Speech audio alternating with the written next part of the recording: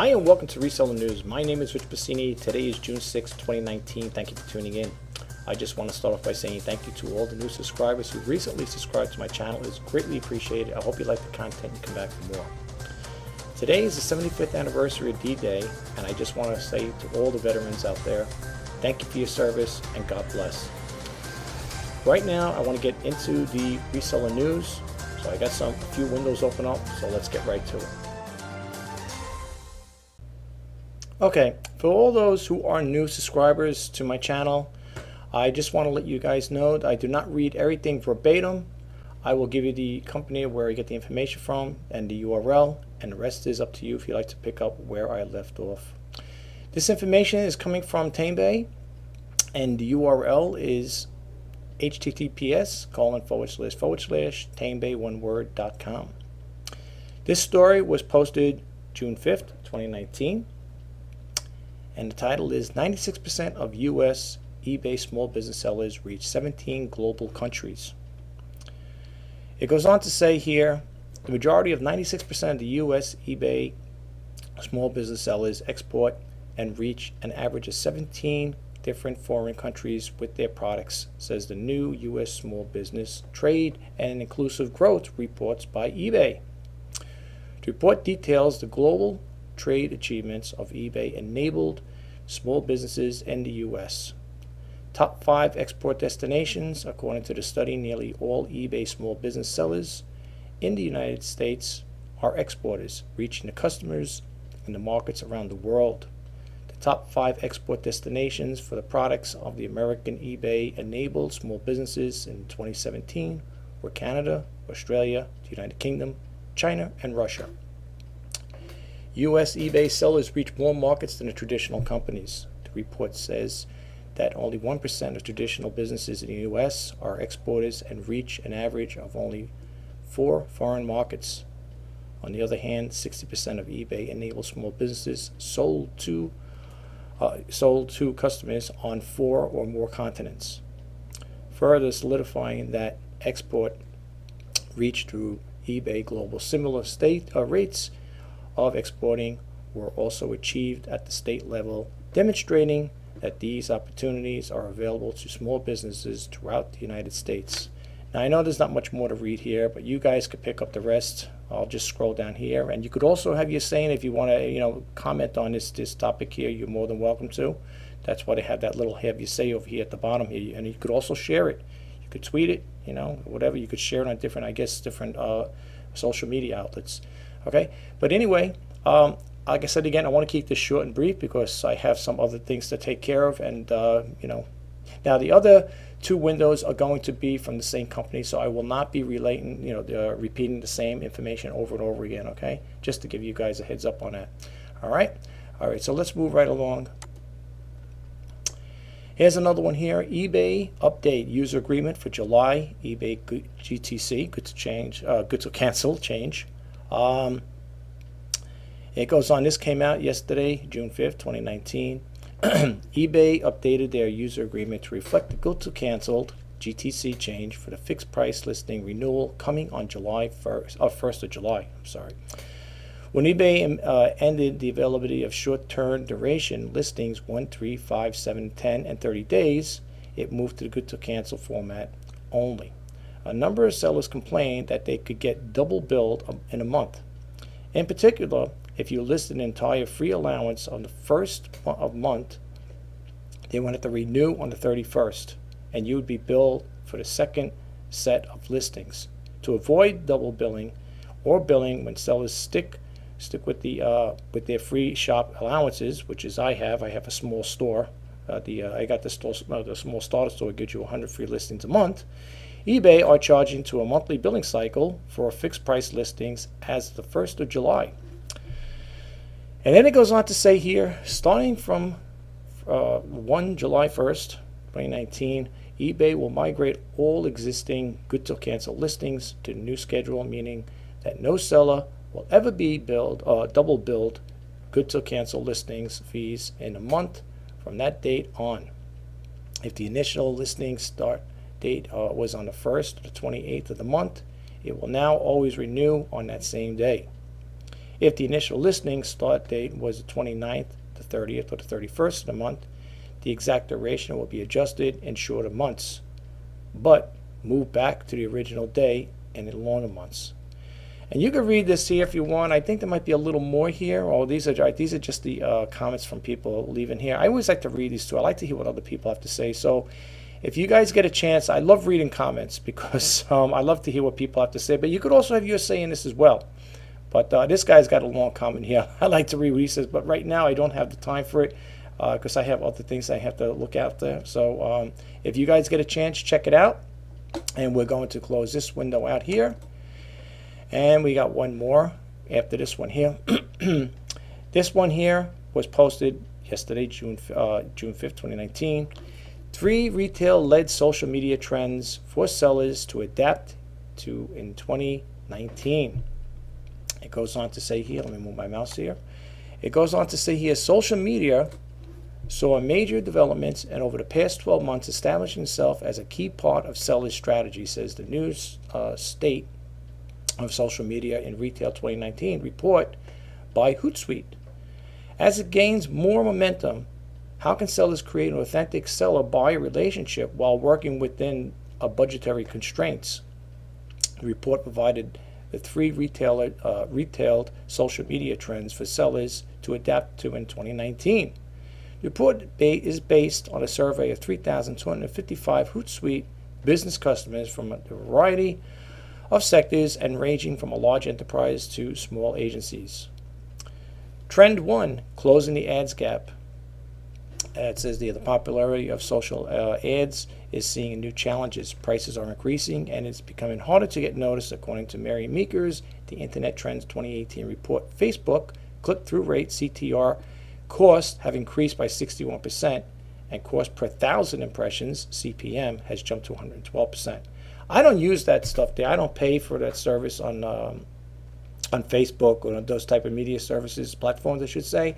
Basically, if I'm going to advertise, I will use the Facebook Marketplace. It's free to do it. So I know I hear a lot about, if you use the click-through rate and you do ads on Facebook, you get better results. But for me, for those who don't know, if you are new, I consider myself a frugal entrepreneur, and I try to do things on the cheap and try to get almost or close to the same results as a person who does pay for all these other additional services. Some people will beg to differ with me and say, well, if you want to make in this business, you got to, you got to spend money to make money. But right now, for all intents and purposes, I have to look out for my own best interests right now, and that is not feasible to me. So that's why I do not get involved with paid services or advertisement things there. I'd rather use it on the free and leave it at that.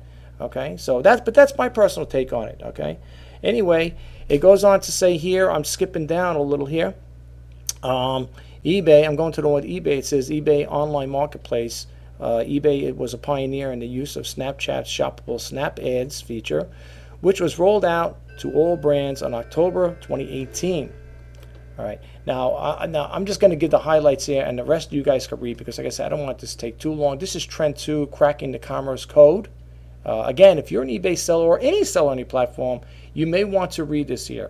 And if you don't want to go to the URL that I posted earlier, you could just stop, pause the video, and you could read it like that. That's why I'll move it down. This way you guys could do it, because you may not want to go to the URL. It might be easier to do it this way.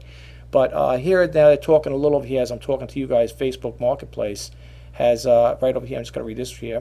Facebook Marketplace has streamlined the process of listing and selling items on the social media and is now used in 70 countries by more than 800 million people. Video in particular is providing critical bridge for social commerce, and a study of 5,500 consumers by video marketing company Brightcove, 74% of viewers drew connection between watching on social media and making a purchase. I love social media. I mean, I do love making videos too. In the past, I've done videos, demo videos, and sneak peek videos on the items I sell. In some cases, people may say, well, does it really help? In some cases, it does. In some cases, for me personally, I found it didn't really do too much. But that's my take on it. You guys may have a different take on it. Maybe for you, if you do a video on a particular item you're selling, you may come out ahead of the game. Whereas a person like myself who tried it didn't really get too much response from that. I didn't get too much traction. But it is good, and I'm still going to keep doing it. I just did one recently about compact displays. I don't know if you guys seen it, but check it out if you get a chance. One of them is supposed to be sold today. I'm waiting for the person to come by. I had it on eBay. I took it off. I had it on Facebook Marketplace, and the person messaged me and said they're very interested and they want to come by. Hopefully he's supposed to come by today and pick it up. I'm waiting. I'm hoping they don't let me down. But yeah, I'm selling that there through Facebook Marketplace because eBay right now is, for me, is kind of slow. So I need other alternative platforms to sell my merchandise. I really would like to get rid of this stuff, I have to be honest with you. I have an idea of better to put better stuff up there. But right now, I can't do anything right now at this time because I said, like, you know, I don't have a lot of merchandise, but I don't want to keep adding more to the more to the mix if it's not going to sell. You know what I'm saying? All right. And lastly, we're going to close out the last one here. You know the URL on this one here. You can check it out for yourself. And the last one is this one here, and this is from E-commerce Times, and I'm going to give you the URL. It's www.ecommercetimes.com. This story was posted May 30th, 2019. People say, "Oh, it's old." I know it's old, but I just got it. I just got an update on it. So, whatever the case may be, I would encourage you guys to check it out, especially if you are an Amazon seller. The title is here: Amazon to edge out small wholesalers. Okay. Amazon has been reworking relationships with several of its longtime wholesale suppliers in a bid to cut costs. Bloomberg reported Tuesday the plan is to buy from larger companies instead of smaller businesses. Thousands of small suppliers that sell less than $10 million annually on the Amazon platform will lose bulk orders, while big brands like Procter & Gamble and Lego would benefit. So small suppliers that cannot comply with Amazon requirements will end up having a tougher time working with it. Commented Ray Wang, principal analyst of Constellation Research. The company is entering a period of rationalization and efficiency, he told E-commerce Times. It will target any area where it sees a massive commoditization. Large wholesale suppliers are not necessarily safe from the axe. However, Amazon will focus on improving efficiency, and those partners that are cost-effective regardless of size will always be at risk, observed Bob Enderle, principal analyst at the Enderle Group. Amazon told Bloomberg speculation about the large-scale reduction of vendors. How can Amazon benefit? If Amazon actually shifts away from small wholesale suppliers, those companies would be able to sell more items directly to consumers. Other possible results of such a change: reduction in the number of staff Amazon would need to manage vendor relationships and to manage bulk orders. Streamlined inventory process, an increase in commissions from direct sales that affected suppliers would make on its site. Changes for the service such as packing and delivering, and an increase in the share of revenue of Amazon's marketplace, which would contribute to its bottom line. Currently, the marketplace gets 58% of Amazon's e-commerce sales. Jeff Bezos said in 2018, in a letter to shareholders last month, the move will probably increase consumer satisfaction, Erdl told the E-commerce Times, because the small suppliers are often problematic. Problems include unauthorized selling of brand products to Amazon shipment of counterfeit products and sabotage against competitors through a variety of dirty tricks. All issues Amazons have invested in considerable time and money to address. Also, the move will help Amazon manage its cash flow better, according to Dylan Carter, head of the Growth Amazon Wholesale RedDrive CRM, which offers CRM package and wholesale for Amazon. Now, I'm not going to read too much on here. Okay, you could read the rest of this here, folks. So I'm going to scroll down, and if you guys get a chance, check it out. Okay. I like this little part here. Just caught this here, right here. As I was scrolling down, I'm skipping around, folks. It might be possible that the smaller suppliers could flee to eBay, which remains focused on small suppliers, are all suggested, but I doubt it will shift in critical mass of customers to eBay. Well, I sell exclusively right now on eBay. I also am tied in with Bonanza, but I don't make sales from Bonanza, to be honest with you. I think last year in 2018, all I made was 5 sales. It was a joke. I was even thinking of closing my Bonanza account because, to be honest with you, why keep it open? You're not making any sales. Majority of my sales come from eBay anyway. However, I mean, it's not to sound a contradiction, but I do post stuff on, what do you call it there? I do cross-selling on Facebook Marketplace because in some cases eBay is slow too, okay? But not as slow as Bonanza, okay? I mean, last year, all I made was 5 sales from Bonanza, okay? I think I did a little better with the eBay, to be honest with you. And Facebook Marketplace, for those who have not or are not familiar with it or whatever, it's pretty good. I like it. I've made, I don't know, honestly, if I get this one today, I made about 4 sales with it so far. But then again, you know, the things I have, folks, may not be what people want. So, you know, I can't always blame eBay either and say, oh, because of this, that, and the other thing. Look, it's a competitive field. Let me get ready to close out here, folks, because I definitely need to, you know, cut this short as possible. But let me dump out of here really quick. Well, that concludes the reseller news. I hope you found the information helpful. And if you did get a takeaway from it, please don't forget to hit that subscribe button, like, comment, and share. And if you want to be updated as to when I post new videos, please hit that bell notification icon.